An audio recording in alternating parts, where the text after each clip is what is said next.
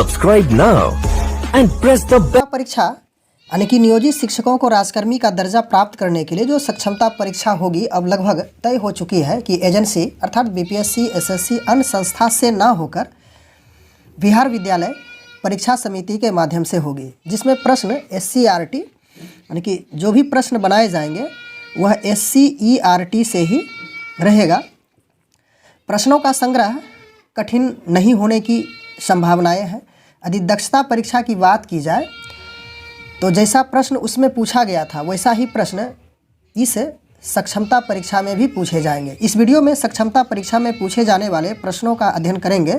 ध्यान रहे प्रश्नों का स्तर यानी कि इसका जो लेवल होगा ऐसा ही होने की प्रबल संभावना है। सक्षमता परीक्षा की तैयारी के लिए आप चाहें तो इस चैनल से जुड़ सकते हैं और अपनी प्रतिक्रिया भी हमें कमेंट के माध्यम से इसी वीडियो के माध्यम से देने का प्रयास करेंगे कि किस प्रकार से इसकी तैयारी की जाए।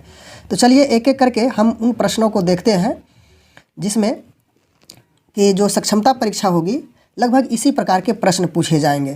तो पहला इसका प्रश्न है कि निम्न में से कौन प्लास्टिक मुद्रा है। तो ऑप्शन है cheque, bank draft, debit card और करेंसी नोट।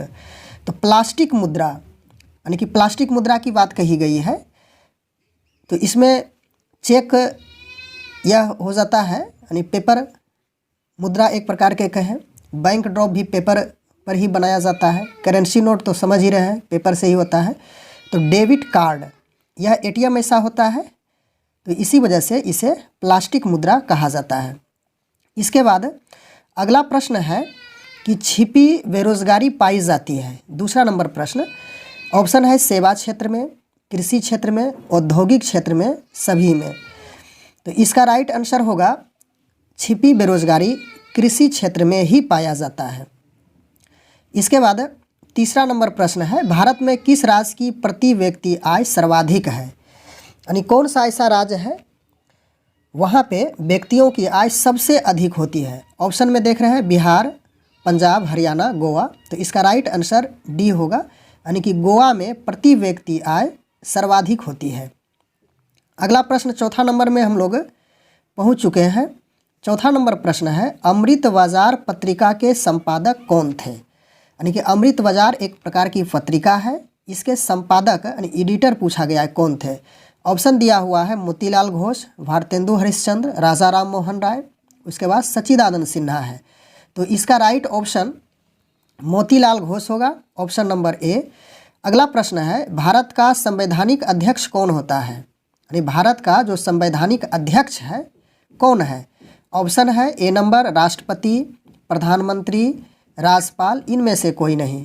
तो संवैधानिक अध्यक्ष के रूप में भारत का राष्ट्रपति ही होता है।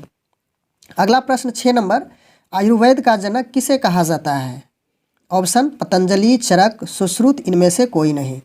तो यह राइट आंसर इसका चरक होगा। चरक को आयुर्वेद का पिता यानी कि जनक के रूप में जाना जाता है। इसके बाद अगला प्रश्न है 7 नंबर में हम लोग आ चुके हैं। बांग्लादेश कब स्वतंत्र हुआ। यानी बांग्लादेश स्वतंत्र कब हुआ, इसका दिया हुआ है ऑप्शन 1969, 1970, 1971, 1972। तो इसका राइट आंसर बी होगा 1970 ईस्वी में।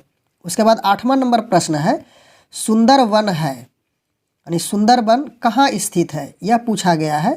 तो ऑप्शन इसका है कर्नाटक, पश्चिम बंगाल, केरल, महाराष्ट्र में। तो सुंदरवन पश्चिम बंगाल यानी कि इसका राइट ऑप्शन बी है, वहीं पे स्थित है। इसके बाद 9 नंबर प्रश्न है यह मैथमेटिक्स से रिलेटेड है, ऐसा प्रश्न ही पूछा जाएगा। एक अर्धवृत्त की त्रिज्या 7 सेंटीमीटर है यानी कि आपको इस प्रकार से अर्धवृत्त बनानी है। यह हो गया सेंटर। तो इसकी त्रिज्या r दी हुई है 7 सेंटीमीटर। तो कहता है कि परिमिति कितनी होगी। तो इसका ऑप्शन यहाँ पे नहीं लिखा गया है, तो इसे हम लोग समझ लेते हैं बना करके।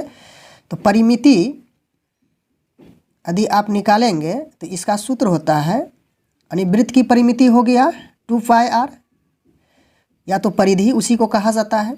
तो अर्ध में πr होगा। उसके बाद इस पार्ट को देखिए, ये वाला जो लाइन है, ये लाइन जो है यह r और r 2r होगा। उसके बाद पाई का मान रखेंगे 22/7, फिर r का वैल्यू 7 यहाँ पे रखना है, प्लस उसके बाद 2 गुना 7 हो जाएगा। 7 7 कैंसिल, तो बच गया 22 प्लस 7 दूनी 14, इसको जोड़ देंगे यानी कि 22 और आपको 14 जोड़ना है तो यह 36 सेंटीमीटर हो जाएगा। हम लोग जब मैथमेटिक्स से देखेंगे तो स्पेशल इसके लिए जो संसाधन है उसी संसाधन की सहायता से यानी कि जो पेड है उस पर ही बताया जाएगा, बहुत आसानी से और स्पष्ट शब्दों में उसमें आप समझ जाएंगे। आगे है 10 नंबर प्रश्न, निम्न में से कौन खरीफ फसल है? तो फसल दो प्रकार के समान रूप से होता है, एक रबी और एक खरीफ। जायद भी होता है लेकिन यहाँ पे रबी और खरीफ की ही चर्चा करेंगे। तो खरीफ फसल कौन है? तो खरीफ फसल ऑप्शन में दिया हुआ है गेहूं, मटर, कपास। तो कपास ऑप्शन नंबर सी आपका खरीफ फसल है। भाववाचक संज्ञा चुने, यह हो गया आपका हिंदी से। तो इसमें ऑप्शन है मिठास, वर्ग, पटना, मेला। तो भाववाचक यानी कि एब्स्ट्रैक्ट नाउन अंग्रेजी में कहा जाता है। तो यह भाववाचक में आपका मिठास हो जाएगा, यही राइट आंसर हो जाए। आगे है गाड़ी के साइड मिरर के रूप में, यह देखिए यह हो गया आपका फिजिक्स से यानी भौतिकी से। तो गाड़ी के साइड मिरर के रूप में होता है यानी किस दर्पण का प्रयोग होता है? ऑप्शन है अवतल दर्पण, उत्तल दर्पण, समतल दर्पण, सभी है। तो गाड़ी के साइड मिरर में उत्तल दर्पण का प्रयोग किया जाता है, तो ऑप्शन नंबर बी सही है। उसके बाद अगला प्रश्न है 12 नंबर, H2SO4 है यानी कि सल्फ्यूरिक अम्ल इसका नाम हो गया। तो यह कह रहा है कि अम्ल, भस्म, लवण या तीनों है। तो स्पष्ट है कि सल्फ्यूरिक अम्ल है H2SO4, तो यह ऑप्शन नंबर ए अम्ल होगा। उसके बाद अगला प्रश्न 14 नंबर, पेड़ पौधे करता है। ऑप्शन है परपोषण, स्वपोषण, प्राणी संपोषण। तो पेड़ पौधे अपनी पोषण की क्रिया के लिए स्वयं संपन्न करती है, तो यह हो गया स्वपोषण। उसके बाद आगे का प्रश्न है, यह इंग्लिश से रिलेटेड है। 15 नंबर, ओमैन का बहुवचन पूछा गया है यानी कि ओमैन का प्लूरल पूछा गया है। तो ऑप्शन नंबर ए और बी दो ही बनाया गया है, ओमेन्स और ओमेन। तो इसका राइट आंसर यह होगा ओमेन यानी कि बी नंबर होगा। उसके बाद 16 नंबर प्रश्न है, मानव जनित आपदा है। ऑप्शन है बाढ़, भूकंप, सुनामी, आतंकवाद। तो मानव के द्वारा जो आपदा होती है तो यह आतंकवाद ही है, ऑप्शन नंबर डी सही है। इसके बाद अगला प्रश्न, सर्वाधिक बाढ़ प्रभावित देश है। तो इसमें दिया है ऑप्शन पाकिस्तान, ईरान, बांग्लादेश, भूटान। तो सबसे अधिक बाढ़ प्रभावित है पाकिस्तान, ऑप्शन नंबर ए सही होगा। इसके बाद 18 नंबर प्रश्न में हम लोग आ चुके हैं, 2 4 6 2 2 5 का बहुलक निकालना है। तो क्लियर है कि जो अधिक संख्या आई है तो 2 अधिक बार यूज किया गया है, तो इसका राइट आंसर बी होगा। 19 नंबर प्रश्न में हम लोग आ चुके हैं, फूट डालो और राज करो की नीति किसने अपनाई? ऑप्शन है अंग्रेज़ों ने, मुसलमानों ने, पंजाबियों ने। तो इसका राइट आंसर ए होगा, अंग्रेज़ों के द्वारा यह नीति अपनाई गई थी कि फूट डालो और राज करो। इसके बाद 20 नंबर है प्रत्यय, यहाँ पे थोड़ा सा टाइप मिसिंग हुआ है, मैनेज कीजिएगा। प्रत्यय यानी प्रत्यय वह शब्द है जो किसी शब्द के लगता है, यानी कि ऑप्शन के अनुसार चलेंगे, आगे, पीछे, बीच में, सभी जगह। तो इसका राइट आंसर होगा पीछे, यानी प्रत्यय में पीछे लगता है, उपसर्ग में वह शब्द आगे जुड़ता है। उसके बाद 21 नंबर प्रश्न है, यह अंग्रेजी से रिलेटेड है। क्या मैं पढ़ता हूँ का अंग्रेजी अनुवाद क्या होगा? सिंपल इसी प्रकार के पूछे जाएंगे। तो ऑप्शन है do I read, A number, B है डज आई रीड, सी है डू आई रीड्स। तो इसका डू आई रीड यही सही होगा, राइट आंसर। 22 नंबर प्रश्न है, घनाभ में किनारों की संख्या कितनी होती है? तो किनारा पूछा गया है। तो 4 6 12 18। तो इसका राइट आंसर सी होगा, 12 किनारा होता है। उसके बाद 23 नंबर प्रश्न है कि घन में कुल फलक होते हैं। तो फलक पूछा गया है यानी सतह, तो यह 6 सतह होता है, ऑप्शन नंबर बी सही होगा। इसके बाद अगला प्रश्न 24 नंबर है, बहुत आसान सा प्रश्न समायोजित किया गया है, संग्रह किया गया और ऐसा ही प्रश्न पूछने की अधिक प्रबल संभावनाएं जगती है। 24 नंबर प्रश्न में हम लोग आ चुके हैं, स्पष्ट दर्शन की न्यूनतम दूरी होती है। ए नंबर ऑप्शन है 25 सेंटीमीटर, बी है अनंत, सी है 20 सेंटीमीटर और डी है सबसे नज़दीक। तो स्पष्ट दर्शन की न्यूनतम दूरी हम लोग जानते हैं 25 सेंटीमीटर होता है। अगला प्रश्न है 26 नंबर, राष्ट्रपिता कहा जाता है? महात्मा गांधी, सुभाष चंद्र बोस, सी है चंद्रशेखर आज़ाद। तो बताइए राष्ट्रपिता किसे कहा जाता है? क्लियर है, पॉपुलर क्वेश्चन है। महात्मा गांधी को राष्ट्रपिता कहा जाता है। 27 नंबर प्रश्न, भारतीय राष्ट्रीय कांग्रेस का गठन कब हुआ? ऑप्शन है 1885, 1895, 1905, 1925। तो 1885 में भारतीय राष्ट्रीय कांग्रेस का गठन यानी कि स्थापना किया गया था। 28 नंबर प्रश्न है, भारत का सबसे बड़ा लौह अयस्क उत्पादक राज्य कौन सा है? तो यह ऑप्शन है उड़ीसा, झारखंड, कर्नाटक, गोवा। तो लौह उत्पादक में सबसे महत्वपूर्ण है, सबसे फेमस है उड़ीसा। ऑप्शन नंबर ए सही होगा। उसके बाद 29 नंबर प्रश्न में हम लोग आ चुके हैं, एक लौह खनिज नहीं है। तो मैग्नीज, निकेल, टंगस्टन, टीन। तो टीन एक लौह खनिज है। यहाँ पे पूछ रहा है कि एक लौह खनिज नहीं है, तो ऑप्शन नंबर डी सही होगा। इसके बाद अगला प्रश्न है 30 नंबर, जाइलम वाहक होता है। यह बायोलॉजी से रिलेटेड क्वेश्चन है, जाइलम और फ्लोएम। तो जाइलम वाहक होता है यानी किसे एक स्थान से दूसरे स्थान को ले जाता है? जल, खनिज, लवण या सभी को? तो जाइलम के द्वारा समान रूप से जल ही जाया जाता है, यानी कि जल का वाहक होता है जाइलम। 31 नंबर प्रश्न है, अम्ल का पीएच मान, यानी कि पीएच स्केल से रिलेटेड है, केमिस्ट्री का प्रश्न है। तो अम्ल का पीएच मान पूछा जाता है कि क्या होता है, उसकी स्थिति क्या होती है? 7 से कम, 7 से अधिक, 7 के बराबर।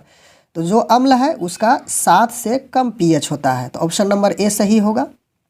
इसके बाद 32 नंबर प्रश्न में हम लोग आ चुके हैं, कपास उत्पादन के लिए मिट्टी होती है। कौन सी मिट्टी में कपास का उत्पादन किया जाता है? ऑप्शन नंबर ए लाल मिट्टी, काली मिट्टी, पीली मिट्टी, भूरी मिट्टी। तो आप स्पष्ट रूप से समझ रहे हैं कि काली मिट्टी में ही कपास का उत्पादन होता है। 33 नंबर प्रश्न, विश्व के प्राचीनतम शहर कहाँ बसे हैं? ऑप्शन है मेसोपोटामिया, चीन, भारत, यूनान। तो विश्व के सबसे प्राचीनतम शहर मेसोपोटामिया में ही बसे हुए हैं। इसके बाद 34 नंबर प्रश्न, महान हिंदू विधि निर्माता थे। ऑप्शन है कपिल, कौटिल्य, मनु, चरक। तो इसका राइट आंसर मनु होगा। मनु के द्वारा ही हिंदू के लिए जो विधि निर्माण मनु संहिता कहलाती है, इन्हीं के द्वारा किया गया था। उसके बाद 35 नंबर, चाकू से काटी जा सकने वाली धातु है। ऑप्शन है तांबा, लोहा, सीसा, सोडियम। तो सोडियम एक ऐसा धातु है जिसे चाकू से काटा जा सकता है। तो ऑप्शन नंबर डी सही है। सोडियम धातु को रखा जाता है। ऑप्शन है जल, पेट्रोल, मिट्टी का तेल, ईथर। तो इसे मिट्टी के तेल में ही रखा जाता है। अगला प्रश्न है 37 नंबर, ओजोन दिवस मनाया जाता है। ऑप्शन है 16 अक्टूबर, 16 दिसंबर, 16 नवंबर, 16 जनवरी। तो 16 अक्टूबर को ओजोन दिवस मनाया जाता है। अब 38 नंबर प्रश्न में हम लोग आ चुके हैं, विद्यालय का संधि विच्छेद। हिंदी व्याकरण से हो गया। तो इसमें 2 ही ऑप्शन बनाया गया है रिवीजन के दृष्टिकोण से, विद्या जोड़ आलय और विद्या जोड़ लय। तो इसका सही आंसर विद्या जोड़ आलय होगा। अब इसके बाद 39 नंबर में मैथमेटिक्स से रिलेटेड है, 40 का 40% क्या होगा? तो इसको बना करके देखेंगे हम लोग। 40 का मतलब गुना 40, प्रतिशत डालेंगे, यहाँ पे 100 हो जाएगा, हटाएंगे प्रतिशत तो 0 0 कैंसिल, 4 चौक 16, यानी ए हो गया इसका राइट आंसर। इसके बाद 40 नंबर प्रश्न है, श्री गणेश का अर्थ है। श्री गणेश का अर्थ क्या है? शुरू करना, अंत करना, पूजा करना, सभी। तो श्री गणेश एक मुहावरा है, हिंदी व्याकरण से रिलेटेड है। तो श्री गणेश का अर्थ होता है शुरू करना, यानी कि प्रारंभ करना। 41 नंबर प्रश्न है, हड़प्पा सभ्यता के निवासी थे ग्रामीण, शहरी, आयावर, जनजातीय। तो हड़प्पा सभ्यता के जो निवासी थे वह शहरी थे। इसका राइट आंसर बी होगा। अगला प्रश्न है, कुल 50 प्रश्नों का संग्रह है और उम्मीद है कि सक्षमता परीक्षा में कुल 100 प्रश्नों का संग्रह रहेगा, नेगेटिव मार्किंग नहीं रहेगी। ध्यान रहे कि इसमें सभी प्रश्न को आप बनाने पर ध्यान देंगे, एक भी प्रश्न ना छूटे। अगला नंबर प्रश्न है, सिंधु सभ्यता के घर किस से बनाए जाते थे? ईंट, बांस, पत्थर, लकड़ी।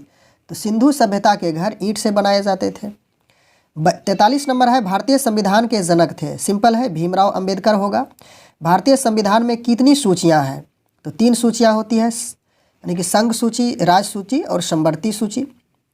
इसके बाद अगला प्रश्न है 45 नंबर में हम लोग आ चुके हैं, जीव विज्ञान के जनक थे अरस्तु, डार्विन, लैमार्क। तो अरस्तु को जीव विज्ञान का जनक कहा जाता है। इसके बाद 46 नंबर प्रश्न, 36 का ओभाज गुणनखंड पूछा गया है। तो यहाँ पे देखिए 3 तिया 9 दूनी 18 दूनी 36 गुना 1, ए वाला पार्ट, उसके बाद 6 गुना 6 36 यह भी है, 36 गुना 1 यह भी है, लेकिन अभाज्य गुणनखंड है, तो इसका राइट आंसर ए होगा, क्योंकि इसमें भाज्य नहीं बचता है। उसके बाद 47 नंबर प्रश्न इसी प्रकार से मैथमेटिक्स से ही लिया गया है। 0.25 है, ऑप्शन के अनुसार से चुनना है। तो 25/100 इसे लिखेंगे, इसे कटा दीजिएगा, 25 चौके 100, 1/4। तो देखिए 1/4 ए नंबर में भी है और यहाँ पे 25/100 लिखा गया है, तो इस वजह से आपका राइट आंसर सी होगा। अगला प्रश्न है लेंस की क्षमता का एसआई मात्रक, यानी एसआई यूनिट पूछा गया है। तो डायोप्टर, पावर, वोल्ट, एम्पियर। तो लेंस की क्षमता का एसआई मात्रक डायोप्टर होता है, डी से सूचित किया जाता है। यह फिजिक्स से रिलेटेड प्रश्न था। उसके बाद 48 नंबर प्रश्न में हम लोग आ चुके हैं। एब्स्ट्रैक्ट नाउन है, यानी कि भाववाचक संज्ञा पूछा गया है, यह इंग्लिश से है। तो ऑप्शन है ऑनेस्टी, आर्मी, उसके बाद राइस, पटना। तो ऑनेस्टी यानी कि ईमानदारी, यह एब्स्ट्रैक्ट नाउन है। फिर आगे है 2 प्रश्न और बचा है, 49 और 50। विश्व का प्रथम पेपर मिल की स्थापना कहाँ हुई थी? ऑप्शन है जर्मनी, फ्रांस, चीन, इंग्लैंड। तो जर्मनी में विश्व का प्रथम पेपर मिल की स्थापना हुई थी। 50 नंबर प्रश्न सक्षमता का अर्थ है स्वयं की क्षमता, ए नंबर ऑप्शन। बी है दूसरे की क्षमता, सी है क्षमता नहीं, और डी है कोई नहीं। तो इसका राइट आंसर स्वयं की क्षमता होगा, यानी कि ऑप्शन नंबर ए सही है। तो इस प्रकार से इस वीडियो के माध्यम से हम लोग कुल 50 प्रश्नों का अध्ययन किए, और उम्मीद है कि इसी प्रकार के प्रश्न पूछे जाएंगे, ऐसे ही प्रश्नों का संग्रह होगा। और हम लोग जब मैथमेटिक्स, फिजिक्स, केमिस्ट्री, बायोलॉजी या जो भी विषय हो उसका जब अध्ययन करेंगे इस चैनल के माध्यम से, तो बहुत सिंपल वे में, बहुत नीचे से, यानी कि जो बेसिक है वहाँ से उठाएंगे, जो समान रूप से प्रश्न पूछे जाएंगे उन्हीं प्रश्नों का संग्रह होगा। बस आज के वीडियो में इतना ही। Thanks for watching, good bye.